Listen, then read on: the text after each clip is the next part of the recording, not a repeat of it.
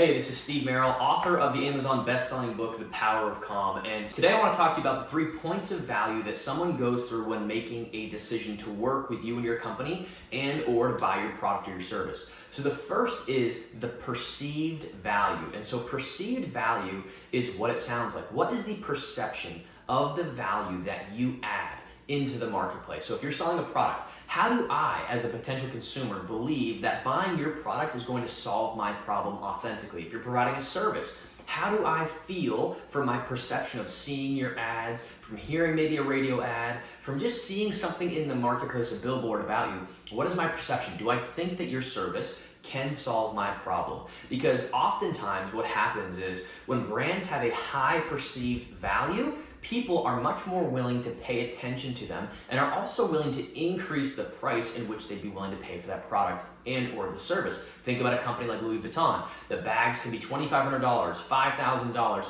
and people have a high perceived value attached to that brand because they think that the quality of the leather, the quality of the bag, the status that they will feel when owning that bag is going to be high, so they're willing to pay a higher price. Think about a Rolls Royce and a Toyota, right? Nothing's wrong with either of these cars. If Toyota charged $250,000 for a vehicle, you'd be willing to pay it, right?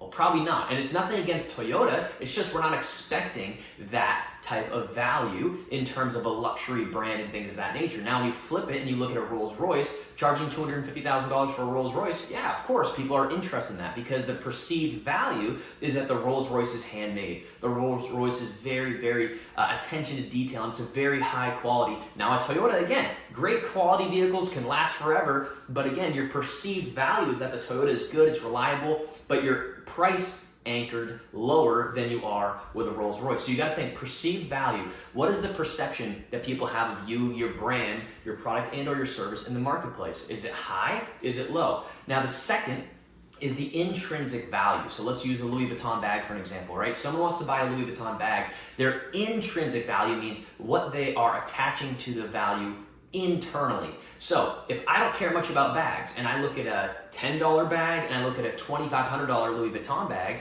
and I don't really care, my intrinsic values, I don't really have much tied to this, so I'll go for the cheaper bag, right? Now, if someone really does care about what they're wearing, the bag they're wearing, and things like that, they probably have a higher intrinsic value attached to the bag. It's going to make me feel really good. It's going to make my status feel that when people see me wearing a Louis Vuitton bag, maybe I can afford it, or maybe it shows that I like luxury goods and luxury items, whatever it is, but it's an intrinsic value. What do I truly feel about it? So think about those two really quickly. Perceived value. When I hear an ad from you, if I see an ad from you, if I see a billboard, whatever it is, what is the perception that I have of your company? Is it high quality, great service? Is it just kind of consistency, maybe low quality? What is that image that you're giving off right out of the gate? Then number 2, the intrinsic value. How do I truly feel about it, right? Someone who really cares about the food they eat is going to have low intrinsic value connected to fast food restaurants and a very high intrinsic value connected to a place like Whole Foods where they can go in and they know that it's organic, it's maybe vegan, it's very well sourced. So you got to think about those two. Now the third is the extrinsic value, and this is where it's the make or break for your brand, for your product or your service. Now what does that mean? So perceived value. I hear or see you guys in the marketplace. I'm like, okay, yeah, this seems really interesting and it makes me feel good. I want to get the gym membership because I can lose weight and be healthier. I want to go into that store because I can eat healthier food, whatever it is, right? Then what I'm going to do before I make a decision is I'm going to look to others to help me validate my thought process. Now think about this online, right? Google reviews. People immediately go to Google and they see, okay, how's this restaurant? What's the star rating? What are the reviews? What are other people saying? Now you're usually reading reviews from people you don't even know, but you're trusting them more than just the company saying, we're phenomenal, we're fantastic, we're gonna give you a great experience. This product is gonna solve all your needs. You wanna hear from other human beings. Did it actually work? And how does it suit your lifestyle? Now, what you're also gonna do is for extrinsic value, you're gonna talk to your peers. You're gonna go and talk to your spouse. You're gonna talk to your friends. You're gonna talk to your family and say, hey, have you ever gone to this store? Have you used this doctor, this dentist? Have you gone to this resort? Whatever it may be, and you're gonna hear from them. because what you're doing is before you make that purchase decision, you want to get validation.